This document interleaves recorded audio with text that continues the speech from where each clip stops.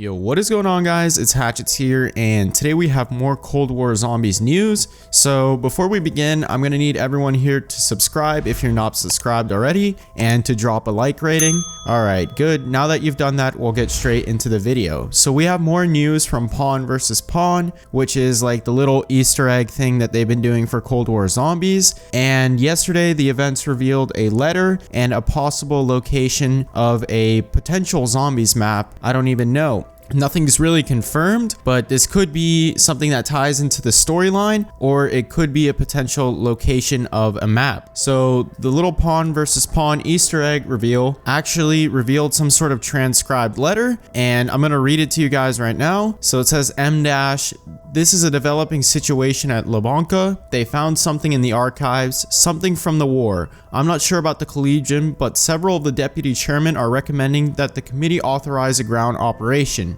I will try to find out what I can, but this is very worrying. These are very serious men, but I've never seen looks on their faces like I have in recent days. And then it's noted from Tatiana, I think that's how you say it. So basically, they also, along with this letter, came this map of Morosco. And apparently, guys, Morosco is the site of a meteor strike from World War II. So the map draws a huge circle around the Morosco Meteorite Nature Reserve, which has 7 meteor craters in it from the World War II era. Morosco happens to be in Poland, and at the time of World War II, that was also a part of Nazi Germany. So the storyline is most likely going to have something to do with Nazi zombies again. So this is directly quoted from Wikipedia. The first meteorite found at Morosco was uncovered in 1914 by German soldiers working on the construction of a military fortification. So this would be World War I, and since then many further fragments have been found, including one weighing 78 kilograms in 1956. So guys, what I think this means, them showing Morosco and this concerning note from Tatiana, or whatever her name is, I'm not really sure, but I think this is like a forewarning of an Element 115 possible meteor crash site where I don't even know, where people turned into zombies from the crashed meteor. So I think that's what they're talking about conducting a ground operation on. Maybe a meteor strike landed in this area along the storyline in Cold War and caused a bunch of zombies to outbreak in Nazi Germany. So the letter was also followed up by another, I don't even know, like an end piece note. And it said, I know you're scared, but I need you to be brave. Again, Tatiana has a package, but I'm worried about her. She hasn't been back to Lubyanka since she took it. Bad mistake. Her superiors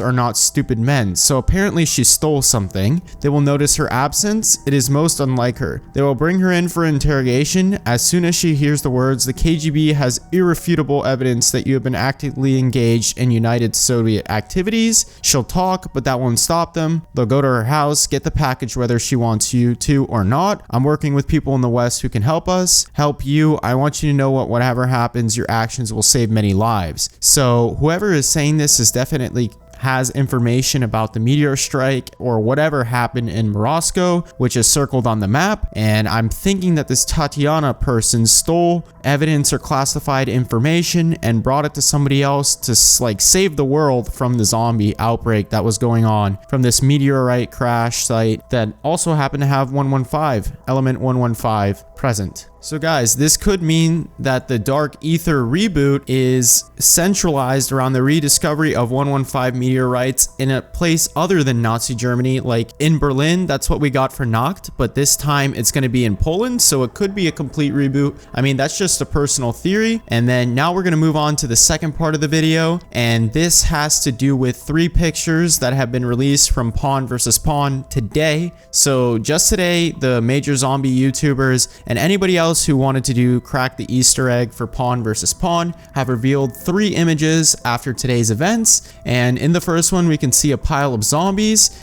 In the second picture, we can see like some sort of measuring tool. It looks like it's measuring radioactive activity, or people have been theorizing that it's a perk machine, but I don't actually think that that's the case. And then in the third picture, we could see a scientist standing right there. It looks like a scientist from Ascension, honestly, and a zombie that looks extremely similar to Ascension zombies as well, about to attack them. But for that, we're gonna begin with the first one and we're gonna dissect the picture and go into depth of my interpretation of it. Okay guys, so the first picture is just a pile of dead zombies, but it looks awfully like the trailer in which we saw Noctur Untoten or the transit power station. Either or, we saw those stairs, but it really does look like the pile of zombies that were like down below in the staircase. I'll put that up on the screen again. It's the transit power station that I was talking about, the pile of zombies there. And then in the second picture, we have what looks like something that's, I don't even know, that's measuring some sort of radioactive activity. That's my best guess for that. And maybe they're potentially using that to measure 115 radioactivity in a facility. So that's probably part of a map. That's probably an element part of the map. And we could actually see Nikolai's glove in there as well. So that's a little Easter egg. All right, guys, so now we're going to move on to the third image, and that's a scientist getting attacked by what looks like a zombie that's extremely similar to Ascension. So what this means is that there are probably going to be zombies that look very similar to past zombies. They're not going to have that World War II look. They're probably going to look like the Ultimus, Victus crew